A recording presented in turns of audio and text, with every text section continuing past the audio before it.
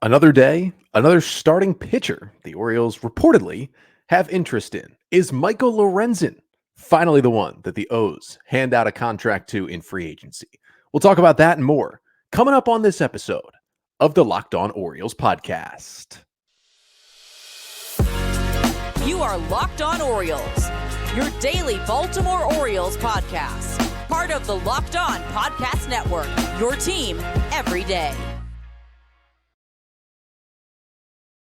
Hey there, Orioles fans. Today is Monday, January 29th, 2024, and welcome back into the Locked On Orioles podcast, part of the Locked On Podcast Network, your team every day. As always, I'm your host, Connor Newcomb, and coming up on today's episode, we are getting to some Orioles news and notes. A lot of smaller things to get to over the last few days that we will parse through on a Monday episode, including the Orioles reporting to have some interest in Michael Lorenzen, one of the final kind of big league caliber starting pitchers left on the free agent market. A couple of free agent signings the O's made, an outfielder in Daniel Johnson and a left-handed pitcher, or at least now a left-handed pitcher, in Ronald Guzmán. We'll talk about them.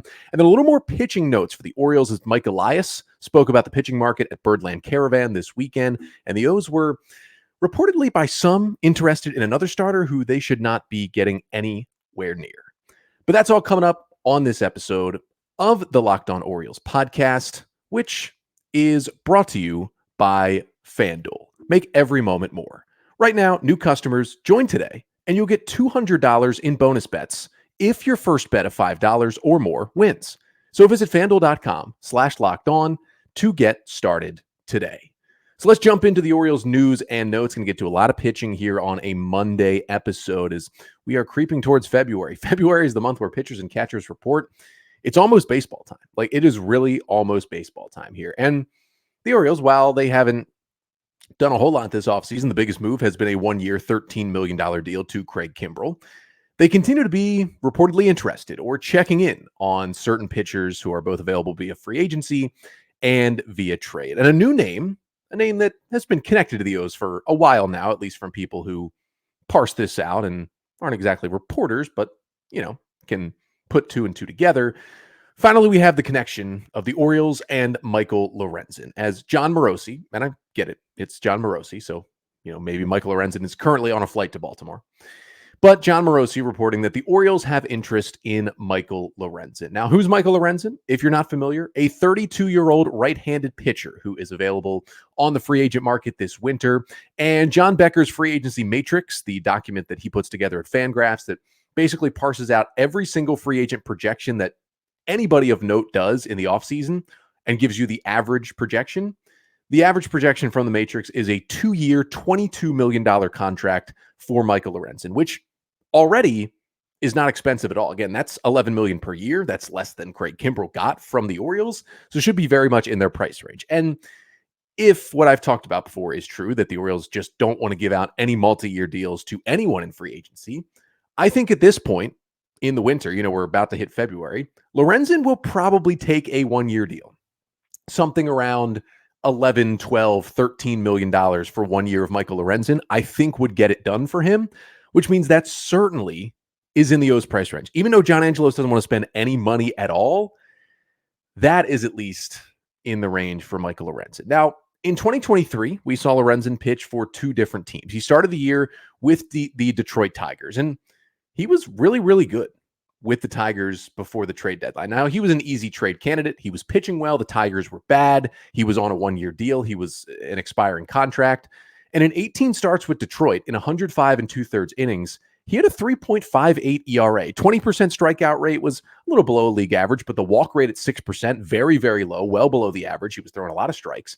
And in the month of July, Lorenzen had a 1.14 ERA in July, leading right up to that August 1st trade deadline. So he was pitching at his best really when it mattered most.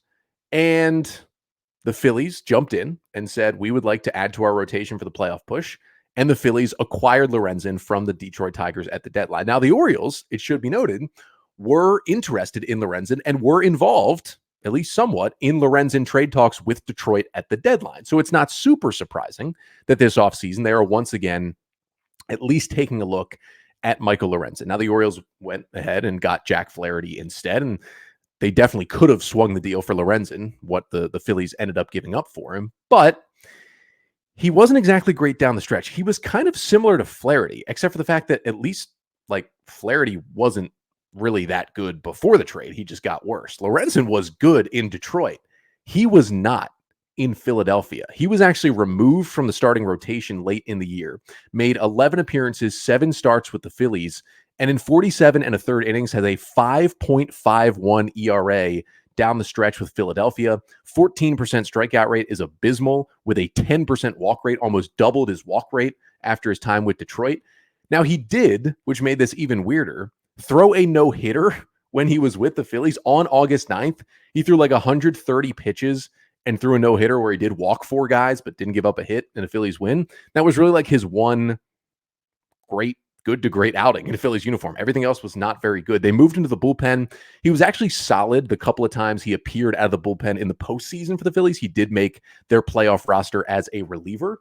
And that's not super surprising for Michael Lorenzen, because a reliever is what he's been most of his career. When he first came up with the Reds in 2015 at age 23, he was used as a starter that season. But immediately the next year in 2016, they moved Lorenzen to the bullpen. And all the while, Lorenzen was trying to become a two-way player. He would hit some. He was a very good hitter in college and coming through the draft, and hit in the minor leagues. And they let him do it some. The Reds did at the big league level. It never materialized as a full-time two-way player. But he was basically a reliever for a long time. From 2016 through 2021, he was like a solid to good reliever in Major League Baseball. Now, he was never anybody's closer, or was never really anybody's setup man between the Reds and the Angels and others. Like, he was a solid Major League middle relief arm, which is valuable for a lot of teams, especially a team trying to get to the postseason. And then he just decided, I'm going to try starting again. So in 2022, he did that, and it didn't go amazing. He was okay. And then he goes to Detroit and tries it again, and it goes much, much better in 23, but then he kind of falls apart down the stretch. And some of the reason for that falling apart, obviously some of it could be the change of scenery and, pitching in bigger spots down the stretch with the Phillies and more pressure when he was out there on the mound, but also the fact that, listen, even when Lorenzen was a starter in 2022, he only made 18 starts the entire year. So it's not like he pitched anything close to a full season. A full season is, 31, 32, 33 starts for a starter. He made 18 of them in that full year as a starting pitcher. Then he throws 18 starts just in the time with Detroit before the trade deadline, almost 106 innings. And at that point, he had already surpassed his innings total from the year before. So you have to think it was a lot of fatigue for Lorenzen, who had never had a year where he spent the entire season as a starter. And you can't really say he did this year because he only made 25 starts in total. He only threw 153 innings, and it was a 4.18 total ERA for Lorenzen between Detroit and Philly last year. So I really think one of the issues was he didn't make it through the whole season because he just wasn't prepared to be a starter throughout the whole year. He's just been a reliever for too long, and maybe that's not what he can do. And it's been odd to see people refer to Michael Lorenzen as, he wouldn't be great, but yeah, he'd be a nice, at least, replacement for Kyle Gibson because the O's let Gibson walk, and then he signed with the Cardinals this offseason. Michael Lorenzen is not replacing Kyle Gibson. Gibson threw 192 innings for the Orioles last year. Lorenzen threw 153 last season, and only the first 100 were good. It got pretty rough after that. So you cannot count on him for a full season of innings, which really puts Lorenzen into the Tyler Wells Bowl. And here's the thing. Tyler Wells, when he was starting, was very similar to Lorenzen last year, where he was really good in the first half as a starter, then kind of fell apart. But Wells was still better than Lorenzen was when he was a good starter in the first half of the season. So if you think Tyler Wells can be the O's 5 starter, then not really a reason to sign Michael Lorenzen as the number 5 starter. But here is the reason to maybe sign Michael Lorenzen. And it's the fact that one of two things. One, you want Tyler Wells to start, but you want some insurance.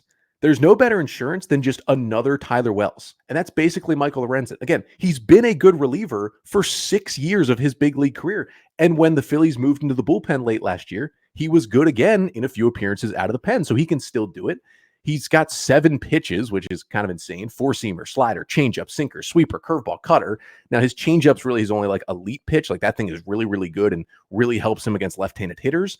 But otherwise, his stuff kind of plays down as a starter. His fastball velo plays up, the swing and miss, it all plays up when he pitches out of the bullpen.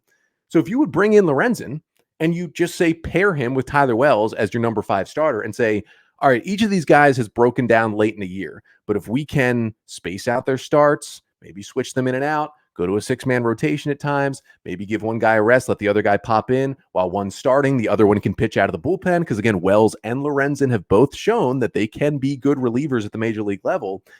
That is how you could patch together a number 5 spot with Cole Irvin waiting in the wings as your depth guy who you know can, because he did it with the A's multiple times, pitch through a whole major league season, push 200 innings, and be a true innings-eating guy if you need it. Now, for me, the perfect use of Lorenzen is the cherry on top after you go get the big-time starting pitcher, the guy that's going to be top 2, top 3 in your rotation, the Dylan Cease, the Jesus Luzardo type. Then you bring in Lorenzen and say, all right, Dylan Cease, we added him. That gave us 5 starters, right? They gave us Cease and Bradish and Rodriguez and Means and Kramer. We bring in Lorenzen, and he starts the year in the bullpen, along with Tyler Wells and along with Cole Irvin. But then we know all 3 of those guys can give us starts if we need them to. That allows you to have DL Hall focus on solely being a reliever. And if Lorenzen comes in and your rotation is good enough where Lorenzen maybe starts 5 games for you, but mostly, he pitches, let's say 50 games out of the bullpen, but then starts 5 games, that is how you want to use Michael Lorenzen. And so if the O's are going to do that and add him on the back of the rotation into the bullpen when they get a top guy, that's perfect. If they're going to bring him in and just be the only starting pitching option, I'm not really sold. Like, yeah, it's nice that if he doesn't work as a starter, he can still be a good reliever and contribute to your big league team and give you multiple innings out of the bullpen. Like, that's all great. It's just not very exciting. He's not a big swing and miss guy. Some of that low ERA in Detroit, there was a lot of batted ball luck that went Lorenzen's way in the first half of the season last year. He's never really been, for a full season, a good starter. And it's only been a few times he's been a good reliever for a full season, even in that stretch with Cincinnati and others when he was pitching exclusively out of the bullpen. That really wasn't him for entire seasons. So when you break it all down, as a supplemental piece, I would love Michael Lorenzen on this team. If they go get Dylan Cease, if you get Lorenzen then on a 1-year, $10 million deal to help in the rotation and the bullpen, like, that's perfect. If your only pitching addition between now and opening day is Michael Lorenzen, are the Orioles better? Absolutely they are if they bring him in. Are they that much better? I don't really know. And he's not the type of pitcher that gives you big upside. He's more of a higher floor guy. Feels like the Orioles, they have those guys, right? They have a Dean Kramer. They have a, John Means with injury questions. They have a Cole Irvin. They have a Tyler Wells. They even have a DL Hall. Like, they don't need any more of the low ceiling, high floor. They need those high ceiling guys. Michael Lorenzen is not that. But again, it is a move, if it's made, that does at least make the Orioles better. But a couple of moves the Orioles did actually make already were of the minor league variety, as most of the moves the O's have made this offseason have been. But again, remember, I give my spiel every time for minor league signings. There is no downside to a minor league signing. It is all about depth in AA Bowie, in AAA Norfolk. Sometimes those guys help you in the big leagues, and that's great. It's usually just about bringing depth, and depth is always a good thing. But the 2 players the O's brought in were kind of interesting on their minor league deals, and Daniel Johnson and Ronald Guzmán. I'll talk about them both coming up after this. But first, this episode of the Locked On Orioles podcast is brought to you by Factor Meals. You can get started on your New Year's resolutions with Factor, so you're ready for the new year. Factor's ready-to-eat meal delivery takes the stress out of meal planning and sets you up for success in the new year. Skip the grocery stores, the prep work, and cooking fatigue. Instead, get chef-crafted, dietitian-approved meals delivered right to your door. With over 35 meals to choose from per week, including options like keto, calorie smart, vegan, veggie, and more, plus over 55 weekly add-ons, you'll have a ton of nutritious and flavorful options to kickstart your resolutions. And you could just stress less over mealtime. That might be the best part. Factor's no prep, no mess meals, free up time otherwise spent shopping, cooking, and cleanup. No more wasting time in the kitchen. So head to factormeals.com/LockedOnMLB50 and use code LockedOnMLB50 to get 50% off. That's code LockedOnMLB50 at factormeals.com/LockedOnMLB50 to get 50% off.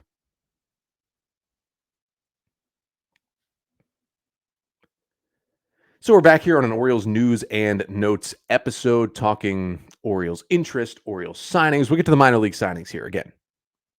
No harm in a minor league signing. The depth is always good. And the O's made 2 of them over the last week or so. And the first one is 28-year-old left-handed hitting outfielder Daniel Johnson, who the Orioles signed to a minor league deal. Johnson, just a quick scouting report on him. Outfielder with a strong arm who can play all 3 outfield positions. Has played a little more in the corners recently, but can certainly play center field. He was with the San Diego Padres in 2023. Did not get to the big leagues, kind of split his time between AA and AAA. In AAA, it was only 126 plate appearances, but he was pretty good. He hit 296. He had a 126 WRC+. But he spent most of the year in AA, which is a little concerning at 28 years old. 412 plate appearances there, was basically a league average AA hitter with a 101 WRC+. But defense kind of always been ahead of the offense for Daniel Johnson. He was a former high draft pick, though, in Cleveland, and was like great in AAA in 2019 with the Guardians. Got his chance in the shortened season in 2020. Got a bigger chance at the big leagues in 2021 with Cleveland, but just he never hit. He had 94 plate appearances in the big leagues over those 2 years, and although the defense was good, like he just wasn't basically hitting at all. And again, that's a very small sample size in the big leagues, but just didn't hit enough for Cleveland to keep him around. And he's basically hung around the AA and AAA level over the past few years. Johnson coming in for the Orioles, I don't see a scenario where Daniel Johnson steps on the field in a Baltimore Orioles uniform in 2024. But what I do see is him splitting time between AA Bowie and AAA Norfolk and providing good depth for the Orioles. Because, again, I talk about this every time the O's make kind of one of these more minor league signings, right? Like Daniel Johnson, a guy who's only been in the big leagues for a cup of coffee and probably doesn't factor into the Orioles. He's there for depth. If you think about what the Orioles had to do last year, remember Kyle Stowers missed all that time with injury. Terrin Vavra missed all that time with injury. Joey Ortiz was out time with injury. Like they didn't have, Kobe Mayo up in AAA the whole year. They didn't have Jackson Holiday up in AAA the whole year. Colton Cowser missed time with injury. He was in the bigs. Heston Kjerstad went to the bigs. Like guys were going up and down in the minors and the majors. You had Hudson Haskin suffer the big injury last year as well. So you did not have all the guys you thought you would have. And that's going to happen every year. Guys are going to get injured. So the Orioles had to go to guys like Robbie Glendening, a hero for Team Australia in the WBC, just to bring him in for a month in AAA Norfolk just to have somebody in the lineup. And that always happens. That is why you need to start the season with these guys. Again, no matter how many times I say this, I get messages and I get emails that say, this guy's going to block this prospect. That's not happening. Like, are you not listening? It has never happened, and it will continue not to happen. They're bringing in a guy like Daniel Johnson. So when Hudson Haskin isn't quite ready to, have a full season out there, or, we know that maybe one of Cowser or Kjerstad's going to be traded, the other one will be in the big leagues. They won't really be in AAA. Like, hey, they're looking at AAA and saying, hey, you know what, Dylan Beavers and Judd Fabian, they'll be there at some point, but they're probably starting the year in AA Bowie. And so AAA Norfolk might need an outfielder or two just to take some at-bats early in the season. That's why Daniel Johnson's there. That's all there is to it. If you're getting upset about minor league signings, you should probably shut the phone, shut the laptop, and go outside. The other one is Ronald Guzmán, who I find to be a lot more interesting and probably has even less of a chance to play for the Orioles in 2024. But Guzmán actually has a much longer track record in the big leagues than Daniel Johnson does. Guzmán, a 29-year-old who, at least for most baseball fans, if they know Ronald Guzmán, they know him as a big, power-hitting, left-handed bat who played first base for the Texas Rangers and a little bit for the New York Yankees. He came up with the Rangers in 2018 and had a couple of good stretches, but never kind of found his form as a hitter with the Rangers. He was on their really bad teams back then. Then he played a bit of the 2022 season with the Yankees as well when they were struggling to just find healthy bodies. And he's had, about 800 plate appearances in the big leagues. Hasn't been great. Only hit 225, just an 83 career WRC plus. Like he's played from 2018 to 22. In each of those seasons, at least had a little bit of time in the big league. So he's been around, and he was an everyday starter for a while with the Rangers there at the beginning when he first came up, when they were really bad. But the interesting part about Guzmán is that the Orioles are not signing him to be, first base depth in AAA Norfolk. They're signing him as a pitcher. And this is something new for Ronald Guzmán. So this time last year, he signed a minor league contract with the San Francisco Giants, and he signed it as a two-way player, as a first baseman / left-handed pitcher. Now, he suffered a forearm strain in spring training and missed a good chunk of the season, came back and pitched in rookie ball in August, but really didn't pitch a whole lot. But the scouting reports are he's 94 up to 96 with a fastball, throws in a slider and a changeup from the left side. And teams have liked the stuff enough to take a chance on him on these minor league deals and let him try to pitch. So while the Giants signed him as a two-way player, the Orioles announced him as just a left-handed pitcher when they signed him to a minor league deal last week, which tells me, he might have to hit in a pinch if he's, in Bowie or Norfolk at some point, but he's generally going to be on the roster as a left-handed pitcher. Now you have no idea what's going to go on here. He's pitched a little bit in the Dominican Winter League so far this winter as well. So he's working at it. He's clearly working at it. What's going to happen here is, he might appear in some games in spring training, and he'll probably start the year still in Sarasota at extended spring training. The Orioles will continue to work with him, kind of fine-tune the pitching mechanics, what his stuff is. And then he'll probably go to the low minors, right? Like you might see him go to Delmarva, then go to Aberdeen. And I think the hope for Guzman would be, hey, if I can get to Aberdeen and maybe Bowie this year and at least show that I can pitch in Double-A, then maybe the Orioles bring me back or another team takes a chance on me in 2025. And probably 2025 would be the year where he's kind of shooting to get to the big leagues as a pitcher if it all works out. But again, I just find these stories interesting, right? Guys who have time in the big leagues as a hitter just doesn't work out. They try to come back as a pitcher.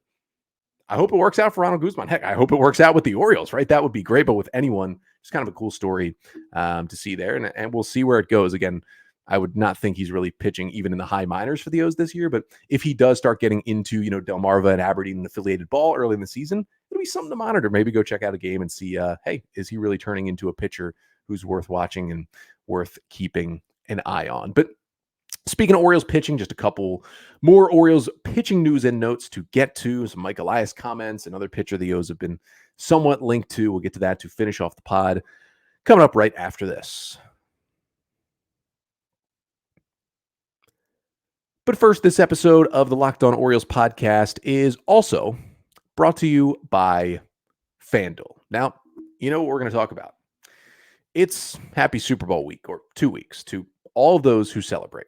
And that's from FanDuel, America's #1 sportsbook. If you're like me, Super Bowl Sunday is all about scoring the best seat on the couch, grabbing your favorite football snacks, and maybe placing a few super bets as well. I, love the Super Bowl, depending on who's playing in it, but the commercials are great, right? The halftime show is great. The snacks are always amazing. Sometimes the football's not exactly for the hardcore football fan, but sometimes it's a great game as well. And you can do all those normal lines and the spreads on the Super Bowl, but there's also so many props. How many yards will this guy run for? What will the coin toss be? How long will the national anthem be? Sometimes that's what the Super Bowl is all about. FanDuel has so many ways for you to end the season with a W or 2 or 3. Not only can you bet on who will win the Super Bowl 58, but FanDuel also has bets for which players will score a touchdown, how many points will be scored, and so much more. And new customers, you can join today and you'll get $200 in bonus bets if your first bet of $5 or more wins. Just visit FanDuel.com/lockedon to sign up. That's FanDuel.com/lockedon. Make every moment more with FanDuel, an official sportsbook partner of the NFL.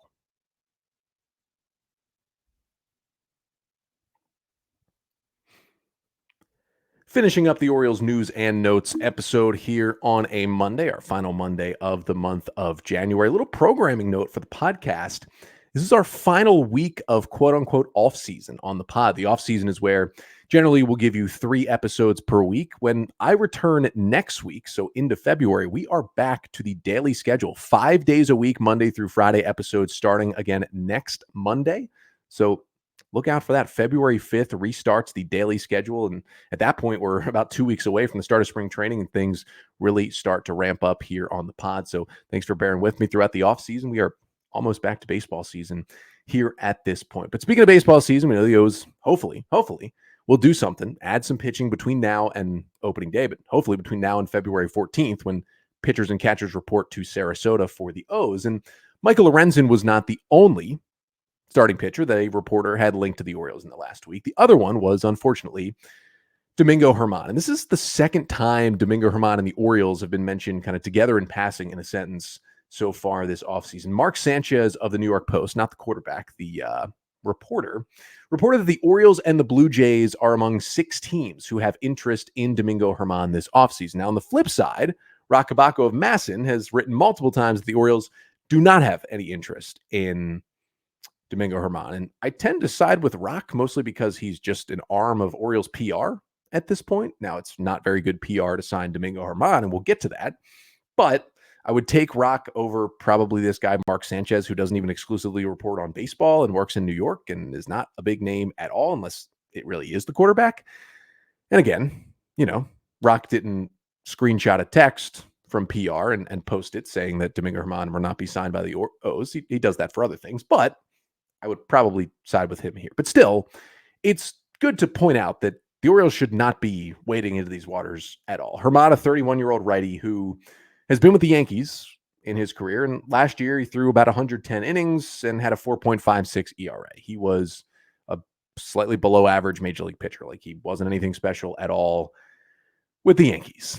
And I don't care what potential upside he still might have with his spin rates or his stuff, and I don't care that it might be a fairly cheap starting pitching option.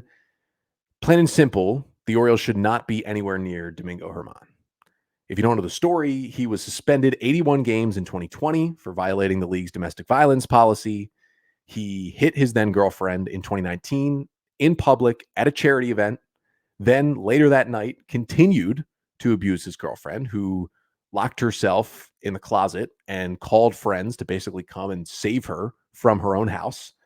Germán has had a large history with alcohol abuse, and that has just kind of ruined a lot of relationships in his life, including it became an entire blow up in the Yankees clubhouse last year, where he got almost into a fight with Aaron Boone and was belligerently drunk in the clubhouse. And this is not anyone who should be pitching in Major League Baseball, quite frankly. Now, the Orioles, let alone that, should not be anywhere near Domingo Germán. I've, not been the biggest fan of Mike Elias at times, but it seems like to me, he's done at least a solid job of keeping a good clubhouse together. Now, not sure the Michael Gibbons signing from last year is a point in his favor there, but this is just not something the O's should do. And I hope, the reporting from Rock is correct, that the O's are not interested here at all. And Mark Sanchez, the not Jets quarterback, is off base here. But again, this is well beyond baseball reasons for not bringing in Domingo Germán, just not something that should happen at all for this Orioles team. They need pitching. No, they don't need it nearly that much. He's not a guy anyone should be bringing in Major League Baseball at this point. But Mike Elias did talk about the Orioles' need for pitching. The Birdland Caravan was this weekend. I was not at an event. If you were there, share your experiences in the YouTube comments here. Let me know if it was good or bad or why not. Email me, lockedonorioles@gmail.com as well, to give your thoughts about the Birdland Caravan. But Mike Elias was there. He spoke to the media. And of course, most of the questions he got about were, hey, are you going to go acquire some starting pitching with not much time left in this offseason? And Elias said, which I agree with to a point, he said that at this point, the Orioles are much better suited to acquire a top-line starting pitcher via trade than they are via free agency. In a vacuum, that's stupid. The Orioles have no money committed to anyone beyond 2024. Yes, there'll be players who they'll eventually pay in arbitration, but in terms of any kind of actual contracts or extensions, there's no money on the books after this year. Like, they should have all the spending flexibility in the world to go add Blake Snell, to go add Jordan Montgomery, who, it's almost February, are both still out there as free agent pitchers as I record this. But we also understand the reality of John Angelos and the little baby man who is refusing to spend any money on his baseball team and is just pocketing the profits that he gets anyway. So he's not going to spend in free agency. So that's where that Michael Elias quote comes from. And yes, they have arguably, as we talked about with Aram Layton last week, make sure to go check out Thursday's episode, kind of reading through the Orioles farm system at the moment. They still have arguably the number one system in all of baseball. They have so much minor league talent, most of them position players. They're not all going to have spots on this big league roster. We talked about how it's got to break. There's got to be the straw that breaks the camel's back at some point for the Orioles here. Like, they don't have playing time and spots on the field for all these guys. At some point, the dam's going to break and they got to make a trade here with some of these young position player prospects. So they have the guys to go trade for anybody on the starting pitching market. So Elias is right there. But he also said that the Orioles have been maybe the most aggressive team in the starting pitching market this offseason, and basically alluded to the fact that, hey, we just haven't made the deal yet. Well, you can say all that, and maybe it's true. Maybe the Orioles are wheeling and dealing like crazy on the trade market, and just, the asking prices are just way too high for Dylan Cease or Jesus Luzardo and others, but they are giving fair offers to the White Sox and the Marlins. but there's no way to prove that. And you can't really say we've been the most aggressive team on the starting pitching market when you haven't signed a starting pitcher, when the only player you've signed has been Craig Kimbrell so far this offseason. You can't say that. Doesn't matter what's going on behind the scenes. When you haven't made a move yet, and the Dodgers have brought in Glasnow, Yamamoto, and Paxton all in one offseason so far, you can't say we've been the most aggressive team. It's just not the case. And I get that, there are reports coming out from John Heyman that the White Sox are asking for, quote, the sun and the moon right now in Dylan Cease trades, and it's becoming less and less likely that the White Sox will trade Cease before opening day. Like, I understand all of that there's reports coming out about the Marlins. And again, another episode last week with Aram Layton, we talked about how the O's could go get Jesus Luzardo or Edward Cabrera from the Marlins. Make sure to check out that episode. And I understand all that. But this is why I continue to say it. I've said this for multiple years now. Like, whenever Michael Elias talks to the media, don't take anything he says to heart. It's not that he's outwardly lying every time he talks. It's just because there's John Angelos behind him, and he has to be the guy who basically covers for Angelos at times, while also being somewhat bought into the way Angelos thinks about this roster construction and paying for this team. He's just telling some people what they want to hear. He's speaking in broad generalizations. He never really says anything that really, really matters until he actually says, hey, Grayson Rodriguez is not going to make the team, or, Mike Baumann is definitely going to be a relief pitcher this year. That, those definite things that he says about his own team. Otherwise, when he's speculating like this, it's just better to not take this stuff to heart. You'll be a lot happier that way. But I don't know. I've said it before. I'm cooling and cooling. I've said all offseason, at some point, whatever the Orioles do, whether it's a number 5 guy, veteran depth guy, or an ace, the Orioles are going to add at least one more big league starting pitcher this offseason. We're almost to February. I don't know if I believe that that's definitely going to happen anymore. Like, there's more and more doubt creeping into my mind, and they may just go into the season with, I don't think it's a good idea, but might just go into the season with the current group that they have. But we shall see. That'll do it for today's episode. Thank you so much for tuning in. Thinking about doing a mailbag later in the week, answering your Orioles questions. So if you'd like to get a question answered, leave your question right here in the YouTube comments, and make sure to like, comment, and subscribe to the Locked On Orioles YouTube page. And of course, as always, you can send your mailbag questions via email. That is to lockedonorioles@gmail.com. Send your mailbag questions, send any thoughts about the O's, about the show as well, and we'll make sure to get back to you or answer your mailbag question on a future mailbag episode coming up later in the week. But until then, I am Connor Newcomb, and this has been the Locked On Orioles podcast, part of the Locked On Podcast Network. Your team every day.